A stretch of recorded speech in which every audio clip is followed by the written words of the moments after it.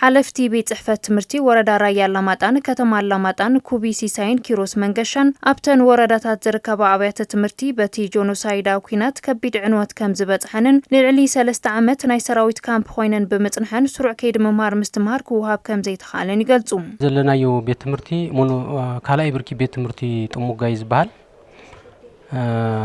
زي بيت تمرتي زي بكل درجة يترفز بفيدرال درجة موديل زوخنا بيت تمرتي نيرو ያው በቲ ጆኖሳይድ زوخنا ኩናት መሰረት ነህል ተሰለስተ ዓመት መከላከያ ብዙ ተቀሚጡ ነይሩ ማለት እዩ ጥር እስራኤል ሓደ ሀጂ 2018 ይወጽዩ ምንም ነገር ይብሉ ሀጂ ኮምፒውተር ና 200 ዝኸውን ይጠቅላላ ወዲሙ ናይ ፕላዝማ ናይ ግዛም ዛብ ሁሉ ነገር ናብ ዜሮ ይመልስ ወዘሎ ማለት እዩ ኣብዚ ወረዳ 64 አብያተ ትምርቲ ያለው ማለት እዩ እዚ ካብቶም 64 አብያተ ትምርቲ 56 حجي اكتيف ينزل معناتي تنشوعتا لك خومزي حجي ابطر كبابي سلازخونه استلقاقو بصتا مخنيات اكتيف يهونن حجي معناتي ቤተ መጻሕፍት ልባሃል ነገር የለ ፕላዝማ ልባሃል ነገር የለ ወንበራት ዓርሱስ ላሰውሪኦም ላቆስቆስ ወኖሮም ማለት እዩ ሀስ ባዴ እንድንያ ማለት እዩ ልዕል 80 ኮምፒውተር ኖሩ ምንም ሃም ዘይደ ነረ ይሁንኩት ይሉ ማለት እዩ ቲ ፕላዝማውን በቃ ፈቅዱ በየምድር ተደውሪው ረኽና የትም ሰፈሩ ተዋናው ግን ወስዶም ማለት እዩ ከይድ መምሃር ምስትምሃር ዝጀመራ አብያተ ትምርቱውን ብሰንከ ሕጽረት ናውቲ ስሩዕ ትምርቲ ክህቡ ከም ዘይካሉ ይረድኡ ካብተን 56 አክቲቭ ያውም ዝብለኩም ዘለኹም ውሽጠን ሲል እዩ በቃ ሲልካ ፍርቁ አብምኒ ኮፊሊ ዝመሃር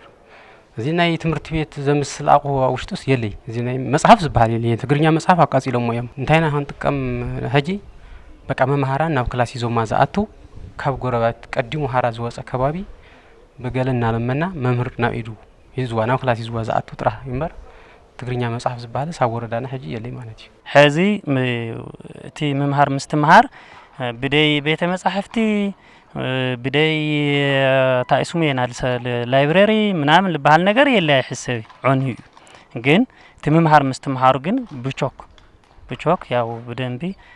بالجارلنا تي بيرو بدا حجزنا حجزون لا ممهر مستمهر اتينانا حلفي زفر محبراو لمعزوادو بتግራይ አይተግር ማይ ተስፋይ እተን አብያተ ትምርቲ ስሩዕ ከይድ መማር ምስትማር ከሳለጣ ህዝቢ መንግስትን ገበርት ሰናይ ተካላትን ተዋዲዶም ክሰርሑ ይግባይሎም ዘይ ጀመራ ሸዋት አብያተ ትምርቲ አብራያ ለማጣለውና ተንካሉት አብያተ ትምርቲ ግን